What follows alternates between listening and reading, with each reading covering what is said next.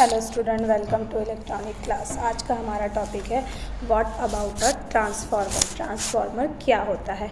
अब देखिए, इसके नाम से ही हमें पता चलता है ट्रांसफार्मर, यानी कि एक ट्रांस आपका वर्ड अलग हो जाता है, ट्रांस एंड देन फॉर्मर, दो वर्ड को मिला के हमने ट्रांसफार्मर ये वर्ड को क्या किया है, डिज़ाइन किया है। अब ट्रांसफार्मर, अगर मैं ये दो वर्ड को, ट्रांस ये वर्ड को अलग कर दूँ और फॉर्मर ये वर्ड को अलग कर दूँ। अब देखो, ट्रांस का मतलब क्या होता है? That means transmit. ट्रांस का मतलब क्या हो रहा है हमारा? ट्रांसमिट करना, ठीक है। Trans is nothing but transformer. Trans यानी कि फॉर्म कर रहा है, एक फॉर्म ऑफ एनर्जी को वो अनदर फॉर्म ऑफ एनर्जी में क्या कर रहा है, ट्रांसमिट कर रहा है। मतलब एक एनर्जी, एक पॉइंट से एनर्जी को दूसरे पॉइंट पे ट्रांसमिट करना, यही होता है ट्रांसफार्मर। ट्रांसफार्मर का मतलब क्या हुआ? One point of energy it will be transmit the another point of energy. मतलब एक पॉइंट से एनर्जी को दूसरे पॉइंट पे ट्रांसमिट करना is nothing but transformer. Transformer का मीनिंग क्या हो रहा है? हम एक एनर्जी, हमारे पास एक एनर्जी है जो कि ए पॉइंट पे अवेलेबल है, बट मुझे उसी एनर्जी को बी पॉइंट पे क्या करना है, ट्रांसमिट करना है। मुझे अब ए से एनर्जी को किस पॉइंट पे ट्रांसमिट करना है, बी पॉइंट पे ट्रांसमिट करना है।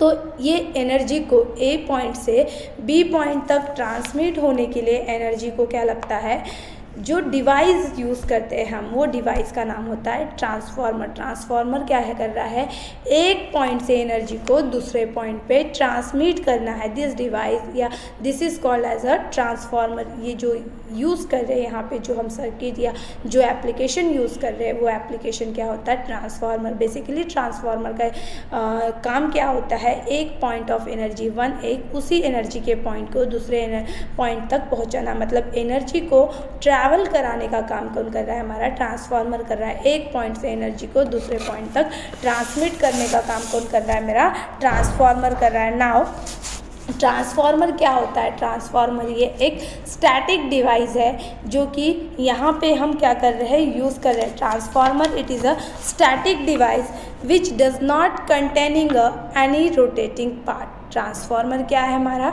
Transformer it is a static device which is does not containing any rotating part of the transformer. Transformer क्या है हमारा? एक स्टैटिक डिवाइस है, इसमें कोई भी रोटेटिंग पार्ट नहीं है, इसीलिए इसे हम क्या बोल रहे हैं, स्टैटिक डिवाइस बोल रहे हैं। Transformer it is a static device which is does not containing any rotating part of the transformer. The electrical energy, हम एनर्जी की बात कर रहे थे अब तक, तो हमारा ट्रांसफार्मर किस फॉर्म ऑफ एनर्जी को ट्रैवल करा रहा है, the electrical energy one form to another form without any change in frequency. Transformer क्या कर रहा है, इलेक्ट्रिकल एनर्जी को एक फॉर्म से दूसरे फॉर्म में ट्रांसमिट कर रहा है without any change in frequency. उसकी फ्रिक्वेंसी को वो चेंज नहीं करेगा। जितना उसका फ्रिक्वेंसी होगा, जितना मेरा एनर्जी, इलेक्ट्रिकल एनर्जी का पावर होगा, उस इलेक्ट्रिकल एनर्जी को उसके उतनी ही फ्रिक्वेंसी के साथ एक पॉइंट से अनदर पॉइंट पे वो क्या कर रहा है, ट्रांसमिट कर रहा है। ट्रांसफार्मर क्या वर्क कर रहा है? It is transformer. It is a static device which is does not containing any rotating part. Transformer क्या है हमारा? static device है, इसमें कोई भी rotating parts contain नहीं है। ट्रांसफार्मर क्या कर रहा है, इलेक्ट्रिकल एनर्जी को एक पॉइंट से अनदर पॉइंट पे ट्रांसमिट कर रहा है without any change in frequency. उसकी जो एग्जैक्ट फ्रिक्वेंसी है, वही फ्रिक्वेंसी के साथ एक फॉर्म से एनर्जी क्या हो रही है, दूसरे फॉर्म में ट्रांसमिट हो रही है। यही होता है ट्रांसफार्मर। ट्रांसफार्मर में हम क्या कर रहे हैं, principle operation of transformer. Transformer में हम क्या करते हैं, म्यूचुअल इंडक्टेंस को डिज़ाइन करते हैं। इसके प्रीवियस लेक्चर में हमने इंडक्टेंस क्या होता है, ये चीज़ के बारे में डिस्कस किया था। There are two types of inductance, mutual inductance and self inductance. Mutual inductance भी क्या कर रहा है, हमें वोल्टेज इंड्यूस करके दे रहा है without any physical connection of primary and secondary winding. This type of inductance is nothing but mutual inductance. Mutual inductance क्या है, यहाँ पे हमारे पास कोई भी क्या कहते हैं, फिजिकल कनेक्शन नहीं होता है। हम दो इंडक्टेंस लेते हैं, एक प्राइमरी साइड में कनेक्ट करते हैं, एक सेकेंडरी साइड में कनेक्ट करते हैं, और इनके बीच में कोई भी फिजिकल रिलेशन नहीं होता, बट मैग्नेटिकली ये क्या होते हैं, कनेक्ट होते हैं और हमें इंड्यूस वोल्टेज क्या करते हैं, प्रोड्यूस करवा के देते हैं। भले ही वो उसका करंट क्या हो रहा है, पर सेकेंड 1 एम्पियर पर सेकेंड के अकॉर्डिंग चेंज हो रहा है, बट हमारे पास एक इंड्यूस वोल्टेज, एक कांस्टेंट वोल्टेज प्रोड्यूस हो रहा है with the help of inductance. तो उस टाइप ऑफ डिवाइस को, उस टाइप ऑफ कंडक्टर को हम क्या बोलते हैं, इंडक्टेंस बोलते हैं। तो हमने ट्रांसफार्मरों को डिज़ाइन किया है with the help of mutual inductance. Transformer basic principle of operation of transformer in the mutual inductance. यहाँ पे म्यूचुअल इंडक्टेंस में क्या होता है, प्राइमरी वोल्टेज होता है, प्राइमरी वाइंडिंग्स होता है, प्राइमरी वाइंडिंग्स और प्राइमरी साइड ऑफ करंट क्या होता है, कनेक्टेड होता है वोल्टेज सोर्स के साथ। ठीक है, म्यूचुअल इंडक्टेंस में क्या हो रहा है, यहाँ पे दो, ये देखिए ये जो फिगर है आपकी, ये इंडिकेट कर रही है म्यूचुअल इंडक्टेंस को। अब इस फिगर में अगर हम देखेंगे तो यहाँ पे देखो, ये फिगर में आपका एक ये जो साइड है वो प्राइमरी साइड है, this one is a primary side, और ये जो साइड है आपका सेकेंडरी साइड है। अब आपका जो प्राइमरी साइड है वो किसके साथ कनेक्टेड है, 50 hertz 230 volt 50 hertz AC supply के साथ हमने क्या किया है, प्राइमरी सप्लाई प्राइमरी वाइंडिंग को कनेक्ट किया है। Left side it will be indicate a primary winding and right side it will be indicate a secondary winding. तो प्राइमरी वाइंडिंग को हमने क्या किया है, 50 हर्ट्ज 230 वोल्ट के सब सप्लाई किया है। यहाँ पे जो IP करंट फ्लो हो रहा है वो क्या, कौन सा करंट है, मेरा प्राइमरी करंट है, और VP is nothing but primary voltage and NP is nothing but number of turns of ratio are used in primary winding. मतलब हमने प्राइमरी साइड में कितने टर्न्स रेशियो का यूज़ किया है, वो किससे डिनोट हो रहा है, आपके NP से डिनोट हो रहा है। उसी तरह यहाँ पे सेकेंडरी साइड में हम सेकेंडरी करंट को डिनोट कर रहे हैं I ऑफ S से। I ऑफ S क्या डिनोट हो रहा है, आपका secondary current. V of S आपका डिनोट हो रहा है आपका सेकेंडरी वोल्टेज, और V ऑफ S आपका डिनोट हो रहा है सेकेंडरी वोल्टेज के साथ। तो मेरा जो प्रिंसिपल ऑपरेशन है म्यूचुअल इंडक्टेंस का, primary winding is LP connected to the voltage source and produce the alternating current of secondary winding LS। ठीक है, प्राइमरी वाइंडिंग जो है मेरा LP वो किसके साथ कनेक्टेड है, वोल्टेज सोर्स के साथ। कितने वोल्टेज सोर्स के साथ, 230 वोल्ट 50 हर्ट्ज वोल्टेज सोर्स के साथ क्या है, वो कनेक्टेड है। 230 वोल्ट 50 हर्ट्ज वोल्टेज सोर्स के साथ क्या है, प्राइमरी वाइंडिंग LP क्या है हमारा, कनेक्टेड है अक्रॉस लोड। अब सेकेंडरी वाइंडिंग किसके अक्रॉस में कनेक्टेड है, तो सेकेंडरी वाइंडिंग जो LS है वो मेरे अक्रॉस, लोड के अक्रॉस में क्या है, कनेक्टेड है। हम जो दे रहे हैं AC सप्लाई या 230 वोल्ट 50 हर्ट्ज का जो सप्लाई दे रहे हैं वो किसे दे रहे हैं, हम प्राइमरी वाइंडिंग के दे रहे हैं, और सेकेंडरी वाइंडिंग को हमने क्या किया है, लोड के अक्रॉस में कनेक्ट किया है। अब जो मेरा एनर्जी है, इलेक्ट्रिकल एनर्जी किसके अक्रॉस में कनेक्टेड है, प्राइमरी वाइंडिंग के अक्रॉस में, बट उतनी ही एनर्जी मुझे सेकेंडरी वाइंडिंग के अक्रॉस में क्या करना है, सप्लाई करना है। तो ये दोनों क्या है, फिजिकली कनेक्टेड नहीं है, बट मैग्नेटिकली ये क्या हो जाएंगे, लिंक हो जाएंगे, because we are using a concept of mutual inductance. हम यहाँ पे कौन सा कंसेप्ट यूज़ कर रहे हैं, म्यूचुअल इंडक्टेंस का कंसेप्ट क्या कर रहे हैं, यूज़ कर रहे हैं। Primary and secondary winding are not connected to each other. आपके फिगर में आपको दिख रहा है कि ये जो प्राइमरी और सेकेंडरी वाइंडिंग है ये एक दूसरे के साथ कनेक्टेड है क्या, नहीं, there are not connected to each other. The primary are coupled into the secondary. Primary winding क्या कर रहा है, कपल्ड कर रहा है मेरे सेकेंडरी वाइंडिंग को by the magnetic field linking a two winding. Magnetic field के अकॉर्डिंग आपका प्राइमरी वाइंडिंग क्या हो रहा है, कपल हो रहा है टू द सेकेंडरी वाइंडिंग। ठीक है, magnetic field linking with a two winding. अब ट्रांसफार्मर अगर हम यूज़ कर रहे हैं, when ever the load required a AC voltage and higher, when ever the load required a AC voltage higher and lower than the generator voltage. यहाँ पे क्या कर रहा है मेरे transformer, the transformer is used when ever the load required है AC voltage higher and और lower. अब लोड को हाइयर वोल्टेज की भी रिक्वायरमेंट होगी as well as low voltage की भी रिक्वायरमेंट होगी। तो यहाँ पे हम जनरेटर वोल्टेज, तो ट्रांसफार्मर क्या हमें देखा कि ट्रांसफार्मर क्या होता है, ट्रांसफार्मर एक स्टैटिक डिवाइस है। ठीक है, यहाँ पे कोई भी रोटेटिंग पार्ट नहीं है। और ट्रांसफार्मर में क्या कर रहा है, ट्रांसफार्मर में का बेसिक काम क्या होता है, इलेक्ट्रिकल एनर्जी को एक पॉइंट से दूसरे पॉइंट पे ट्रांसमिट करना विदाउट एनी फ्रिक्वेंसी चेंज। हमारा फ्रिक्वेंसी भी चेंज नहीं होना चाहिए। जो फ्रिक्वेंसी मेरे प्राइमरी साइड में है वही फ्रिक्वेंसी मेरे सेकेंडरी साइड में भी होनी चाहिए। मतलब हमें क्या करना है, ट्रांसफार्मर से ट्रांसमिट करना है इलेक्ट्रिकल एनर्जी को। जो मेरे सोर्स के पास फ्रिक्वेंसी है वही डेस्टिनेशन तक उतनी ही फ्रिक्वेंसी में वो इलेक्ट्रिकल एनर्जी क्या करना है, ट्रांसमिट करना है। ये किसके हेल्प से हम ट्रांसमिट कर रहे हैं, with the help of transformer. और ट्रांसफार्मर को हमने डिज़ाइन कैसे किया है, किसका कंसेप्ट यूज़ किया है, तो हमने म्यूचुअल कंडक्टिव इंडक्टेंस की हेल्प से ट्रांसफार्मर को डिज़ाइन किया है। अब ये जो म्यूचुअल इंडक्टेंस है ये क्या है, तो यहाँ पे म्यूचुअल इंडक्टेंस में हमने दो इंडक्टेंस को कनेक्ट किया है, एक आपका प्राइमरी साइड है, एक आपका सेकेंडरी साइड है। Primary side it will be indicate a left side and secondary side it will be indicate a right side. अब ये प्राइमरी और सेकेंडरी साइड में जैसे मैंने प्राइमरी साइड और सेकेंडरी साइड से वोल्टेज सोर्स को दूंगी तो ये जो दोनों इंडक्टेंस है मुझे इंड्यूस्ड वोल्टेज प्रोड्यूस करवाएंगे with the help of inductance. अब ये जो प्राइमरी और सेकेंडरी साइड है यहाँ पे फिजिकली कनेक्टेड नहीं होते, ये किस तरह से कनेक्टेड होते हैं, मैग्नेटिक फील्ड से लिंक हो रहा है। ठीक है, ये किस तरह से कनेक्ट हो रहा है, मैग्नेटिक फील्ड से लिंक हो रहा है ऑफ अ टू वाइंडिंग। तो ट्रांसफार्मर में अब देखिए हमने जब ये म्यूचुअल इंडक्टेंस के कंसेप्ट को यूज़ करके ट्रांसफार्मर को डिज़ाइन किया तो मैंने प्राइमरी साइड से क्या दिया है, AC सप्लाई दिया है। अब जो वहाँ पे प्राइमरी साइड में जो करंट फ्लो हो रहा है प्राइमरी वाइंडिंग में वो कौन सा करंट है, IP है। प्राइमरी साइड से जो वोल्टेज दे रही हूँ मैं वो कौन सा करंट है, VP है। और नंबर ऑफ टर्न्स हमने NS NP, प्राइमरी साइड में कितने नंबर ऑफ टर्न्स है वो क्या है आपका NP है। उसी तरह मैंने सेकेंडरी वाइंडिंग को किसके अक्रॉस में कनेक्ट किया है, लोड के अक्रॉस में कनेक्ट किया है। अब ये लोड कुछ भी हो सकता है आपका, ठीक है। ट्रांसफार्मर को जब हमने म्यूचुअल इंडक्टेंस से डिज़ाइन किया तो प्राइमरी साइड किसके साथ कनेक्टेड था आपका, सप्लाई के साथ। उसी तरह सेकेंडरी वाइंडिंग आपका किसके साथ कनेक्टेड था, लोड के साथ कनेक्टेड था। और प्राइमरी और सेकेंडरी वाइंडिंग में कोई भी आपका फिजिकली कनेक्शन आपने ऑब्टेन नहीं किया था। प्राइमरी और सेकेंडरी वाइंडिंग किस तरह से कनेक्ट होते हैं, मैग्नेटिकली क्या हो रहा है, वो लिंक हो रहा है, मैग्नेटिकली वो क्या हो रहा है, कनेक्ट हो रहे हैं। प्राइमरी वाइंडिंग और secondary winding there are connected to a magnetically. ये आपके किस तरह से कनेक्ट हो रहे हैं, प्राइमरी और सेकेंडरी वाइंडिंग, तो मैग्नेटिकली क्या हो रहा है, कनेक्ट हो रहे हैं। अब यहाँ पे ट्रांसफार्मर का क्लासिफिकेशन होता है दो टाइप में।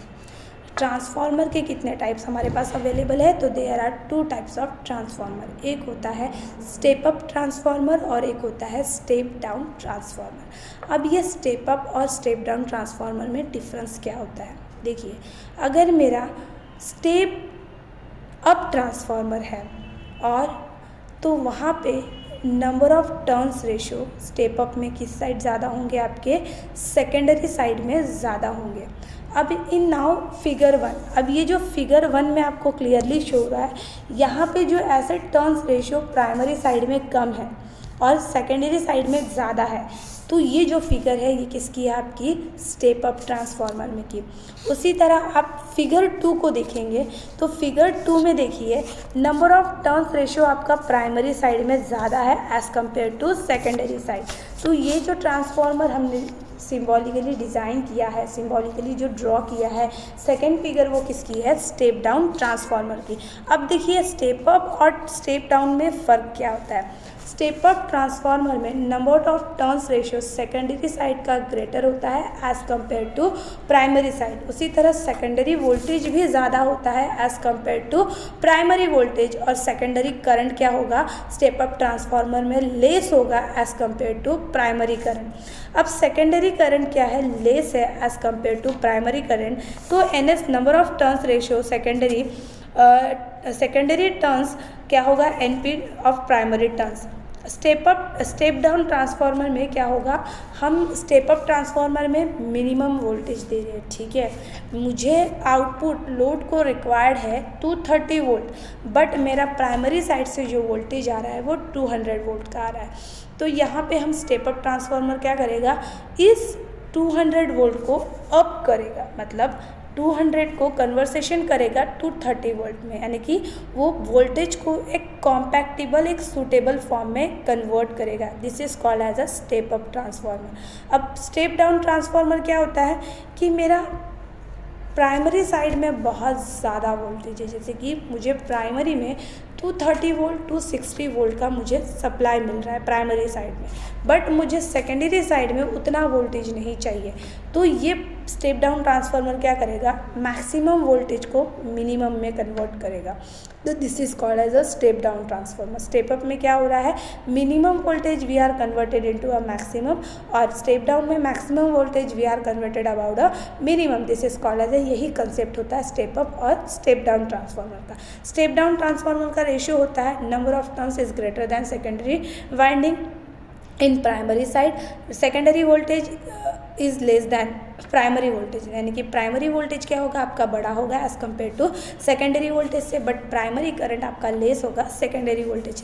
This is the ratio of step up and step down transformer. अब देखिए steady DC voltage can not be step up और स्टेप डाउन। क्यों स्टेडी डीसी वोल्टेज क्यों नहीं है स्टेप अप और स्टेप डाउन ट्रांसफार्मर को क्यों यूज़ नहीं करता? Because it will be produce a induced voltage. एक कांस्टेंट डीसी वोल्टेज क्या होता है प्रोड्यूस होता है, इसीलिए यहाँ पे हमें स्टेप अप और स्टेप डाउन ट्रांसफार्मर के यूज़ करने की, स्टेप अप और स्टेप डाउन ट्रांसफार्मर कंसेप्ट को यूज़ करने की ज़रूरत नहीं है। Because steady DC voltage it will be already constant है, वो कम ज़्यादा हो रहा है क्या, इसका मैग्नीट्यूड वैरी हो रहा है क्या इंड्यूस्ड वोल्टेज का? नहीं। तो मैग्नीट्यूड कहाँ वैरी होता है हमारा इंड्यूस्ड वोल्टेज का? तो एसी सोर्स में, यानी कि एसी वोल्टेज सोर्स हो तो वहाँ पे हम स्टेप अप और स्टेप डाउन ट्रांसफार्मर के कंसेप्ट को क्या करते हैं यूज़ करते हैं। अब देखिए टर्न्स रेशियो क्या होता है। Turns ratio the number of turns in primary to the number of turns in secondary.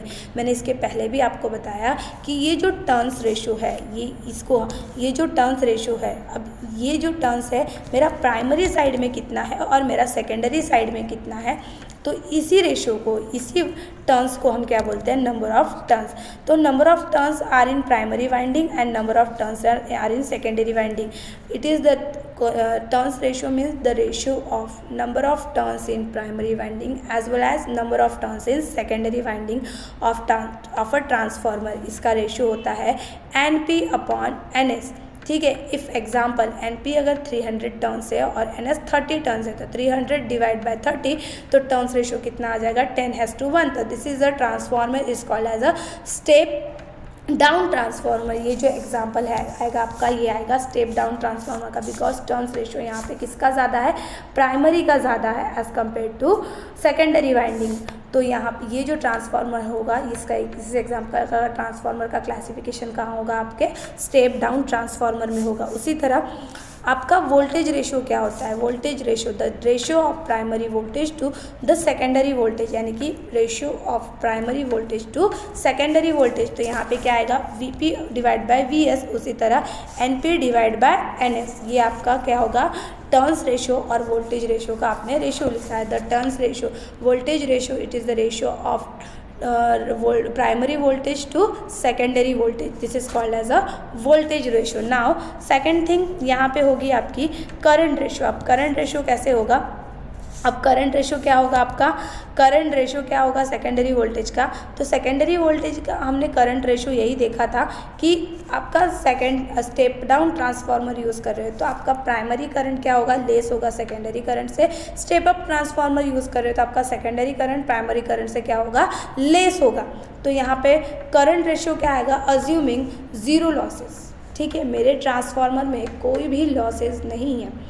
तो लॉसेस क्या होता है, जैसे कि आपका कोई भी डिवाइस आपने 2 एम्पियर का करंट आपको ट्रांसमिट करना है A पॉइंट से B पॉइंट तक, बट आपका प्राइमरी साइड में 2 एम्पियर करंट है बट सेकेंडरी साइड में 2 एम्पियर का करंट नहीं जा रहा है। क्यों, क्योंकि कुछ हीट हो रहा है, मेरा कुछ लॉस हो रहा है, उसके वाइंडिंग्स में रेजिस्टेंस प्रेजेंट होने की वजह से वो क्या करेगा, मैक्सिमम जो 2 एम्पियर का करंट है वो कुछ तो उसको कम करेगा। बिकॉज रेजिस्टेंस का काम क्या होता है, to limit the amount of current, और वहाँ पे वाइंडिंग्स में इंटरनली रेजिस्टेंस प्रेजेंट होने की वजह से जो मेरा 2 एम्पियर का करंट मेरा प्राइमरी साइड में है वही करंट मेरा सेकेंडरी साइड में नहीं जा पा रहा है, क्योंकि वहाँ पे क्या हो गया, रेजिस्टेंस प्रेजेंट होने की वजह से उसने करंट को कंट्रोल किया।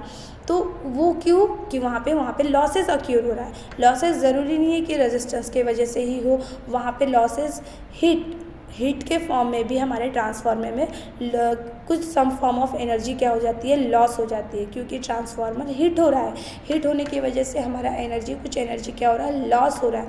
तो इसको भी हम क्या बोलते हैं, लॉसेस बोलते हैं। अब लॉसेस अक्यूर होने की वजह से मेरे ट्रांसफार्मर में करंट 2 एम्पियर का करंट प्राइमरी साइड से सेकेंडरी साइड तक नहीं जा रहा है, लेकिन हम करंट रेशियो के वक्त हम अज्यूम कर रहे हैं कि मेरे ट्रांसफार्मर में कुछ भी लॉस नहीं है। ये जो लॉस हम अज्यूम कर रहे हैं ये आइडियली अज्यूम कर रहे हैं, but practically in that case it's not possible. Assuming zero losses in transformer, ideally the power of secondary is equal to the power of primary. मतलब आपका सेकेंडरी का पावर किसके इक्वल में होगा, प्राइमरी के पावर के इक्वल में होगा, जिस कंडीशन में आपके ट्रांसफार्मर में ज़ीरो लॉस होगा। इन दैट केस ये आप आइडियली कंसिडर कर सकते हो, but practically it not possible. Practically आपका कुछ ना कुछ एनर्जी क्या होगी, लॉस होगी ही। रेजिस्टेंस के वजह से आपकी एनर्जी लॉस होगी, उसी तरह आपका ट्रांसफार्मर हीट हो रहा है तो उसके वजह से भी आपकी एनर्जी क्या होगी, लॉस होगी। बट आइडियली आप जब कंसिडर कर रहे हो कि आपके ट्रांसफार्मर में जीरो लॉसेस है, आपके ट्रांसफार्मर में कोई भी लॉसेस नहीं है, तो जितना आपके सेकेंडरी में पावर होगा वो किसके इक्वल होगा, आपके प्राइमरी के पावर के इक्वल होगा। तो क्या आएगा, V of S is equal to, उसका रेशियो कैसे आएगा, V of S is equal to I of S is equal to V P is equal to I P. तो I of S upon I P, उसी तरह V P upon V S, ये ratio होगा। तो आपका constant transformer constant ratio यानी कि के रेशियो क्या होगा, ट्रांसफार्मर इक्वेशन का क्या आएगा, N P upon N S, V P upon V S is equal to I S upon I P equal to K क्या है, आपका कांस्टेंट रेशियो है किसका, ट्रांसफार्मर का। This is called as a transformer equation. जब आप zero loss consider करते हो तब जाके आपका सेकेंडरी पावर किसके इक्वल में आ रहा है, आपके प्राइमरी पावर के इक्वल में आ रहा है। बट इन दैट केस ये आइडियली हुआ, प्रैक्टिकली इट नॉट पॉसिबल। इसीलिए हमने secondary current is always less than of primary current, हमने स्टेप अप में ये रेशियो पढ़ा, और primary current is always less than of secondary current, हमने ये स्टेप डाउन में पढ़ा। This is called as a transformer ratio. अब ट्रांसफार्मर रेशियो में हमने क्या देखा, टर्न्स रेशियो देखा, it is the ratio of primary turns to secondary turns, and voltage ratio देखा, it is the ratio of primary voltage to secondary voltage. Third thing देखा, जब हमने ट्रांसफार्मर को जीरो लॉसेस पे कंसिडर किया तो secondary power is equal to the primary power, मतलब जितना मेरे सेकेंडरी साइड में होगा उतना ही मेरे प्राइमरी साइड में होगा। तो ट्रांसफार्मर रेशियो को ही हम किससे डिनोट कर रहे हैं, के से डिनोट कर रहे हैं। This is a called as a transformer equation. K क्या है, आपका ट्रांसफार्मर कांस्टेंट रेशियो है। ये जब सारी टर्म इक्वल होंगी तो ट्रांसफार्मर कांस्टेंट रेशियो बोलेंगे। अब ये मेरा इफिशिएंसी क्या होता है, what about the efficiency of transformer. तो ट्रांसफार्मर की इफिशिएंसी क्या होगी, जितना आप इनपुट में दे रहे हो उतना ही पावर आपको आउटपुट में मिल रहा है। The ratio of output power to input power, this is ratio is called as a transformer efficiency. मतलब आपने जितना पावर इनपुट में दिया, जितना पावर आपका आउटपुट में मिल रहा है उतना ही पावर किसके इक्वल है, इनपुट पावर के इक्वल है। इसी रेशियो को हम क्या बोलेंगे, transformer efficiency. The ratio of output power to input power is called as a transformer efficiency. अब इफिशिएंसी का मीनिंग अगर मैं देखूँ तो मेरी इफिशिएंसी है वर्क करने की 2 आवर्स तक, बट मैंने अपनी इफ़िशेंसी से ज़्यादा वर्कआउट कर लिया तो यहाँ पे मेरी थोड़ी सी कैपेसिटी इंक्रीज़ होगी, मतलब मेरी इफ़िशेंसी इंक्रीज़ होगी। बट मैंने क्या किया, मेरी कैपेसिटी थी 2 आवर्स तक वर्क करने की, बट मैंने 1.5 आवर्स ही किया, तो यहाँ पे मेरी एफिशिएंसी क्या होगी, डिक्रीज़ होगी। इफ़िशेंसी मीन्स आपकी कैपेसिटी कितनी है। तो ट्रांसफार्मर की इफ़िशेंसी का रेशियो क्या है, the ratio of output power to a input power, it's called as a transformer efficiency. The P out upon P in multiply by 100। Efficiency are in percentage में जब हमें कैलकुलेट करना होता है तो उसको हम क्या करते हैं, मल्टीप्लाई बाय 100 करते हैं। तो नाउ जीरो लॉसेस अगर आप ट्रांसफार्मर में कंसिडर कर रहे हैं तो आउटपुट पावर किसके इक्वल होगा, आपके इनपुट पावर के, और उस वक्त आपकी ट्रांसफार्मर की इफिशिएंसी क्या होगी, 100% होगी। Now we have to be consider zero losses in transformer, तो आपका आउटपुट पावर किसके इक्वल में होगा, इनपुट पावर के, और उस वक्त ट्रांसफार्मर की इफिशिएंसी क्या होगी, 100% होगी। But practically it not possible. Practically आपके ट्रांसफार्मर में कुछ ना कुछ लॉसेज होंगे, प्रैक्टिकली इट नॉट पॉसिबल, क्योंकि सम पावर आपका क्या हो जाएगा, डिसिपिएट हो जाएगा इन फॉर्म ऑफ लॉसेस में। तो यहाँ पे क्या होगा, लॉसेस हीट होने की वजह से मेरे कोर में भी क्या होंगे, लॉसेस होंगे। उस लॉसेस को हम क्या बोलते हैं, कोर लॉसेस बोलते हैं। तो प्रैक्टिकली आपकी जो इफिशिएंसी होगी ट्रांसफार्मर की वो कितनी होगी, लेस देन 100 होगी। ठीक है। अब ट्रांसफार्मर इफिशिएंसी का रेशियो क्या है आपका, it is the ratio of output power to input power, it is called as a transformer efficiency. अगर आपको इफिशिएंसी इन परसेंटेज में कैलकुलेट करना होता है तब आप क्या कर रहे हो, मल्टीप्लाई बाय 100 कर रहे हो। बट आइडियली आप कंसिडर कर रहे हो कि आपके ट्रांसफार्मर में जीरो लॉसेस है, तो आपका क्या होगा, ट्रांसफार्मर की इफिशिएंसी 100% होगी। क्यों 100% आपके ट्रांसफार्मर की इफिशिएंसी होगी, क्योंकि जितना आपको आउटपुट में पावर मिल रहा है उतना ही आपका इनपुट पावर, इसीलिए उस वक्त आपकी ट्रांसफार्मर ट्रांसफार्मर की इफिशिएंसी 100% है, but in that case ideally practically it not possible. क्यों पॉसिबल नहीं है? क्योंकि ट्रांसफार्मर के कोर में और आयरन में कुछ लॉसेस होंगे ही इन फॉर्म ऑफ हीट में। तो कुछ लॉसेस होने की वजह से, हीट जनरेट होने की वजह से आपका कुछ अमाउंट ऑफ पावर क्या हो जाएगा? डिसिपिएट हो जाएगा। तो practically some power are dissipate in form of heat in the core. Core में क्या होगा? आपका हीट होगा, तो उस लॉसेस वहाँ पे कौन सा लॉस जनरेट हो जाएगा? आपका कोर लॉस होगा। तो प्रैक्टिकली आपकी ट्रांसफार्मर की इफिशिएंसी 100% पॉसिबल नहीं है। तो आपकी प्रैक्टिकली ट्रांसफार्मर की इफिशिएंसी कितनी होगी? Less than 100%। And then second thing, types of losses of transformer we are discuss about a next lecture. Thank you.